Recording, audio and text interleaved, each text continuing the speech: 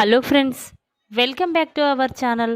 Friends, ముందుగా ఈ సీరియల్లో ఏం జరగబోతుందో తెలుసుకుందామా?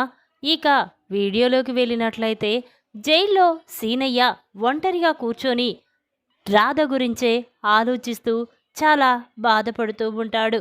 నా వల్ల రాధ తన కుటుంబాన్నే కోల్పోతుంది. ఎలాగైనా రాధ ఆ రామచంద్రయ్య కూతురని నిజం చెప్పాలి. లేకపోతే ఆ దమయంతి, భవానీ ఇద్దరూ కలిసి ఏదో ఒకరోజు నన్ను ఖచ్చితంగా చంపేస్తారు. రాధ రామచంద్రయ్య కూతురేనన్న నిజం నాతోనే చచ్చిపోతుంది. లేదు, ఎలాగైనా నేను రామచంద్రయ్యని కలవాలి. విక్రమ్ రామచంద్రయ్యతో నిజం చెప్పాలి అని చెప్పి సీనయ్య అనుకుంటూ ఉంటాడు. ఇంతలోనే దమయంతి భవానీ దగ్గరికి వచ్చి, ఏంటన్నయ్య, ఆ సీనయ్యని ఎలాగైనా చంపేయాలనుకున్నాం, కానీ విక్రంగాడు వచ్చి సీనయ్యని కాపాడి మళ్ళీ జైలుకు తీసుకువెళ్ళాడు. ఎలా అన్నయ్య? ఇప్పుడు సీనయ్య చచ్చిపోతేనే రాధ రామచంద్రయ్య కూతురన్న నిజం తనతోనే చేస్తుంది. లేకపోతే ఇక ఆ సీనయ్య మన నిజస్వరూపాన్ని అందరి ముందు బయట పెడతాడు.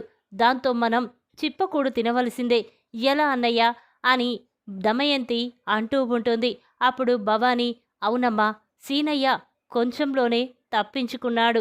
ఆ విక్రంగాడు వచ్చి సీనయ్యని కాపాడకపోయి ఉండకపోతే ఇప్పటికే శ్రీనయ్య చనిపోయి 2 రోజులయ్యేది. ఎలా చెయ్యాలో కూడా అర్థం కావడం లేదు అని భవానీ, దమయంతి ఆలోచిస్తూ ఉంటారు. ఇంతలోనే భవానీకి ఒక ఆలోచన వస్తుంది. చూడు చెల్లమ్మ, అసలు ఆ సీనయ్య బయటికి రాకుండా జైల్లోనే ఉన్నవాడు ఉన్నట్టే పైకి పోవాలి. అలా ఎవ్వరికీ అనుమానం రాకుండా చెయ్యాలి అని భవానీ అనగానే అప్పుడు దమయంతి, ఎలా అన్నయ్య, మనం సీనయ్యని కలుసుకోలేము, అతన్ని ఏమీ చెయ్యలేము అనేసరికి భవానీ, చూడు చెల్లెమ్మ, నాకు జైల్లో తెలిసిన ఒక కానిస్టేబుల్ ఉన్నాడు. వాడి ద్వారానే సీనయ్యని డైరెక్ట్గా పైకి పంపించొచ్చు అని భవానీ అంటాడు. ఆ మాటలు విన్న దమయంతి, అన్నయ్య, ఈ పని ఎంత తొందరగా పూర్తి చేస్తే అంత మంచిది అనగానే అప్పుడు భవానీ, సరేనమ్మా, ఇక సీనయ్యని తొందరలోనే పైకి పంపించే పని నేను చూసుకుంటాను, నువ్వేమి కంగారు పడకు, వెళ్ళు అని చెప్పగానే ఇక దమయంతి సరే అని చెప్పి అక్కడి నుంచి వెళ్ళిపోతుంది. ఇక వెంటనే భవానీ తన ఫోన్ తీసి జైల్లో ఉన్న కానిస్టేబుల్కి ఫోన్ చేస్తాడు. భవానీ నుండి ఫోన్ రావడంతో కానిస్టేబుల్ ఫోన్ లిఫ్ట్ చేసి, చెప్పండి సార్ అనగానే అప్పుడు భవానీ, చూడు, నీతో కాస్త మాట్లాడాలి, అర్జెంటుగా నేను చెప్పిన ప్లేస్కి వచ్చేయి అని చెప్పగానే అప్పుడు కానిస్టేబుల్, సరే సార్, వెంటనే వచ్చేస్తాను అని చెప్పి ఇక కానిస్టేబుల్ ఫోన్ పెట్టేసి భవానీ చెప్పిన ప్లేస్ దగ్గరికి వచ్చి ఎదురు చూస్తూ ఉంటాడు. ఇంతలోనే భవానీ అక్కడికి వస్తాడు. ఇక కానిస్టేబుల్, ఏంటి సార్, నాతో ఏదో అర్జెంటుగా మాట్లాడాలన్నారు, ఏ విషయం గురించి అనేసరికి అప్పుడు భవానీ, చూడు, నీకు ఎంత డబ్బు కావాలన్నా నేనిస్తాను, కానీ ఆ జైల్లో ఉన్న సీనయ్య ఎవరికీ తెలియకుండా పైకి పంపించాలి అని భవానీ అనగానే ఆ మాటలు విన్న కానిస్టేబుల్ ఒక్కసారే షాక్ అయిపోతాడు. ఏంటి సార్, ఏం మాట్లాడుతున్నారు?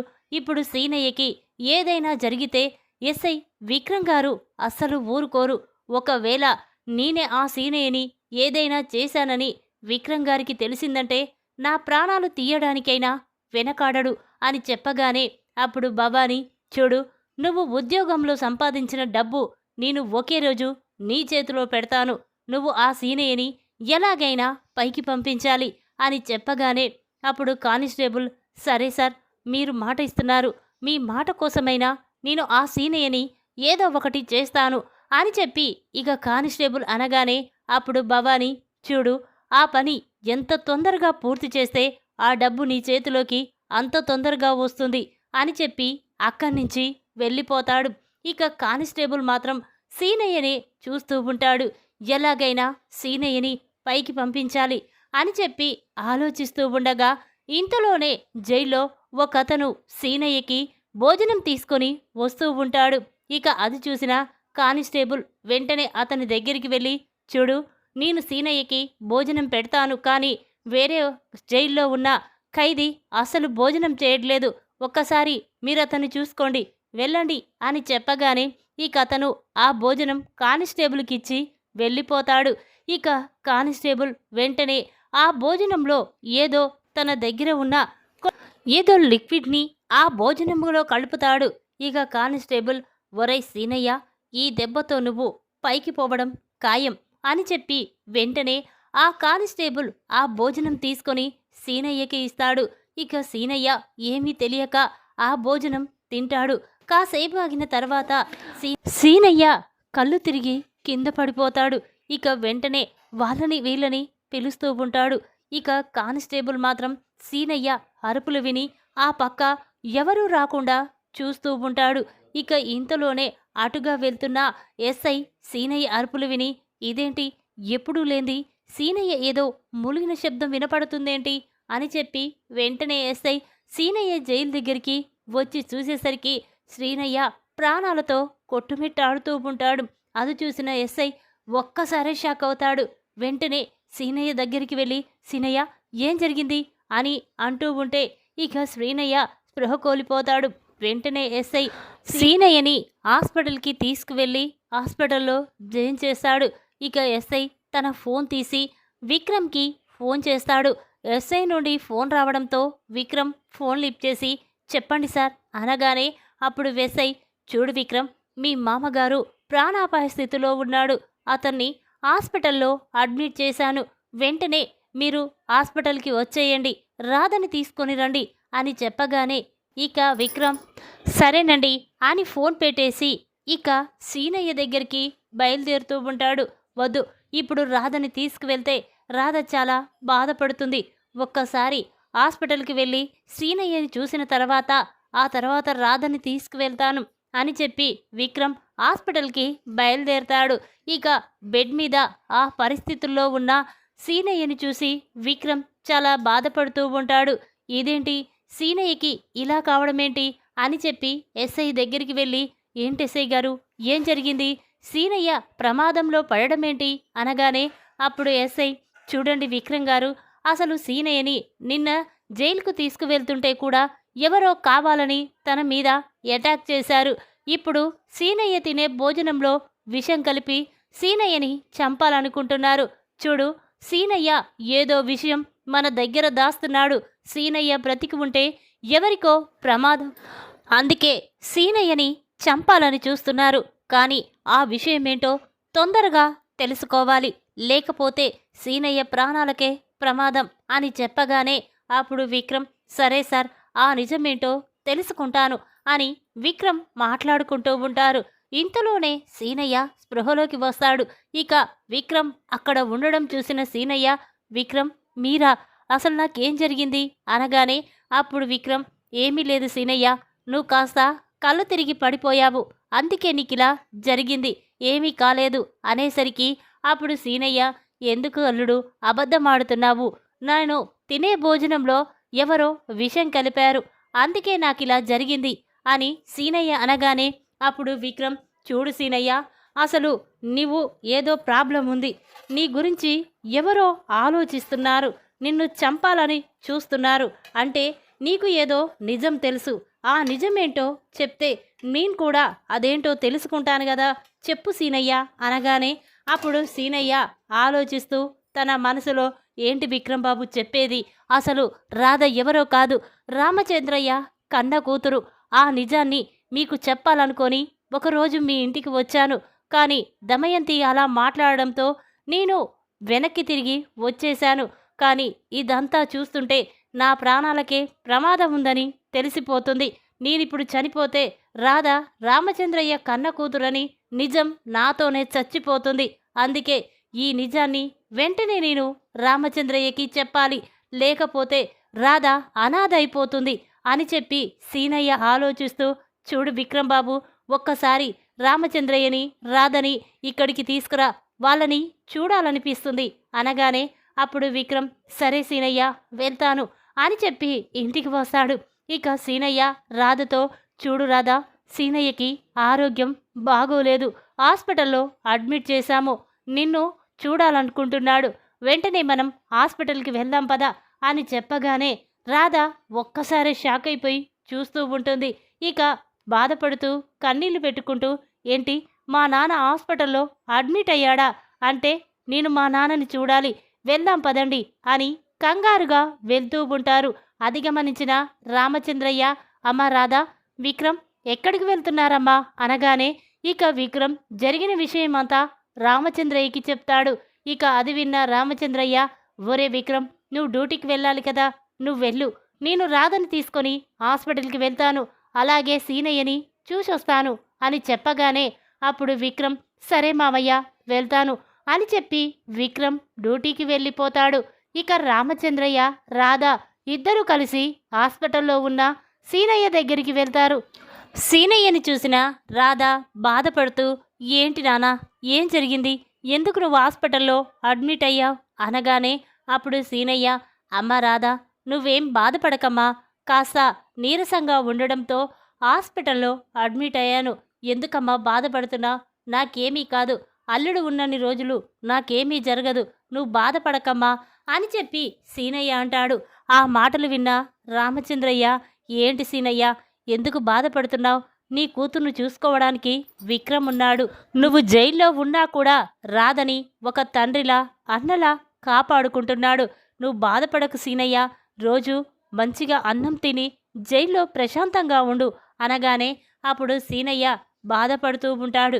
ఇక వెంటనే సీనయ్య, ఎలాగైనా ఈ నిజాన్ని రామచంద్రయ్యకి చెప్పాలి, ఒకవేళ ఆ దమయంతి, భవాని ఇద్దరూ కలిసి నన్ను చంపేస్తే రాధ రామచంద్రయ్య కూతురన్న నిజం నాతోనే చచ్చిపోతుంది అని చెప్పి ఇక సీనయ్య, అమ్మ రాధ, ఒక్కసారి ఈ ఈ చిట్టి తీసుకువెళ్ళి మందులు తీసుకురామ్మా అనగానే అప్పుడు రాధ, సరే నానా అని చెప్పి, గురుజీ మీరు నాన్న దగ్గరే ఉండండి అని చెప్పి ఇక రాధ అక్కడి నుంచి వెళ్ళిపోతుంది. ఇక సీనయ్య చాలా బాధపడుతూ కన్నీళ్లు పెట్టుకుంటూ వెంటనే రామచంద్రయ్య చేతులు పట్టుకొని, సారు నన్ను క్షమించండి సారు, ఇన్ని రోజులు ఒక నిజం నీ దగ్గర దాచి మిమ్మల్ని మోసం చేశాను సారు అని సీనయ్య అంటూ ఉంటే రామచంద్రయ్యకి ఏమీ అర్థం కాదు.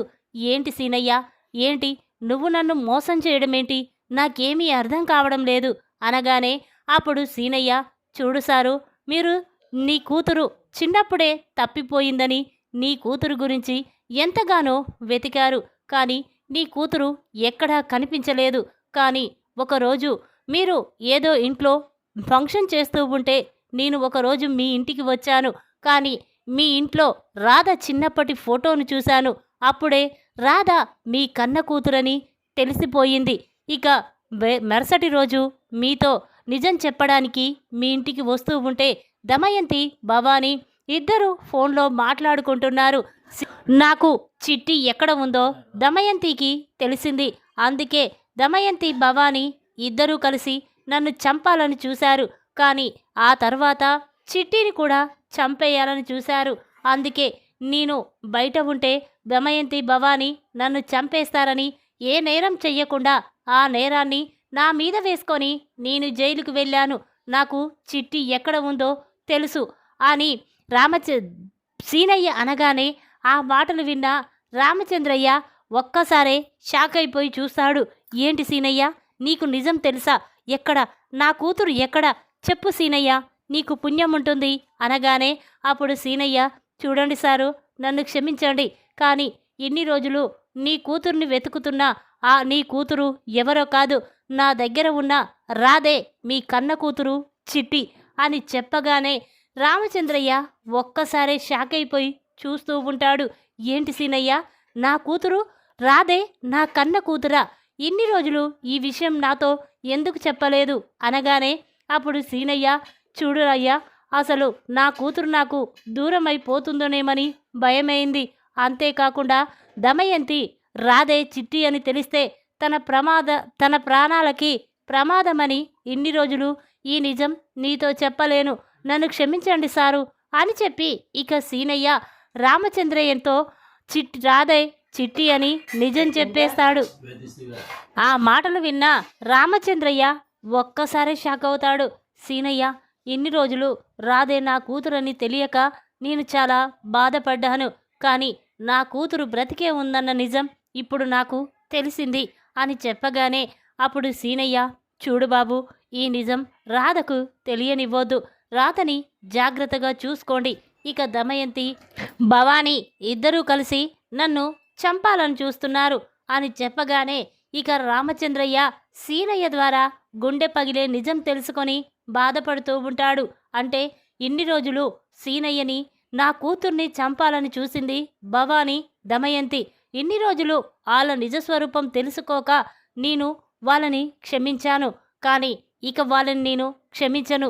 ఏదో ఒకరోజు దమయంతికి, భవానీకి నిమ్మ తిరిగే షాకిస్తాను అని చెప్పి రామచంద్రయ్య అంటూ ఉంటాడు.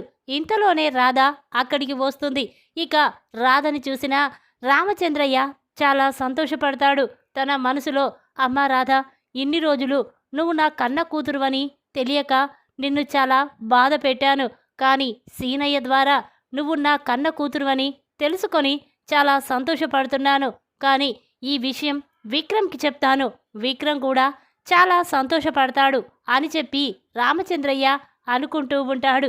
ఇక రాధ మాత్రం రామచంద్రయ్యతో, గురూజీ, నేను మా నాన్న దగ్గరే ఉంటాను. మా నాన్న జైలుకు వెళ్ళేటప్పుడు ఇంటికి తిరిగి వస్తాను అనగానే అప్పుడు రామచంద్రయ్య, చూడు రాధా, ఒక్కదానివే నువ్వు ఇక్కడుండడం మంచిది కాదు. నీతో పాటు నేను కూడా ఉంటాను అనగానే అప్పుడు రాధ, అదేంటి గురూజీ, మీరు నాతో పాటు ఇక్కడ ఉండడమేంటి? మీకెందుకు శ్రమ?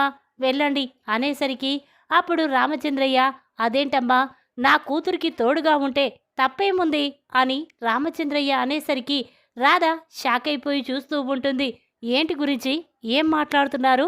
నేను నీ కూతుర్నా అనగానే అప్పుడు రామచంద్రయ్య, అదేకమ్మా, నువ్వు కూడా చెప్పావుగా, కూతురులాంటి దాన్ని నిన్ను నాన్న అని పిలువచ్చని అడిగావు కదా, అందుకే నేను కూడా నిన్ను కూతుర్లా చూసుకుంటున్నాను అని చెప్పి రామచంద్రయ్య అంటాడు. ఇక ఇంతలోనే విక్రమ్ అక్కడికి వస్తాడు.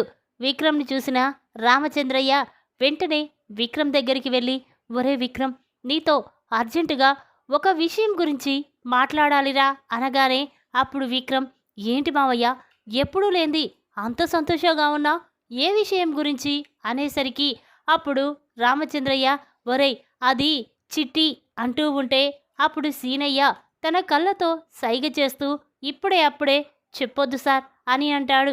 ఇక మాటలు విన్న రామచంద్రయ్య, ఏమీది లేదు లేరా, తర్వాత చెప్తాను అని చెప్పగానే అప్పుడు విక్రమ్, అదేంటి మావయ్య, చిట్టి అన్నావు, ఏదో చిట్టి గురించి నిజం చెప్పాలనుకుంటున్నావు, చెప్పు మావయ్య అనేసరికి అప్పుడు రామచంద్రయ్య, అదేరా, చిట్టిని వెతికి పట్టుకుంటానని చెప్పావు.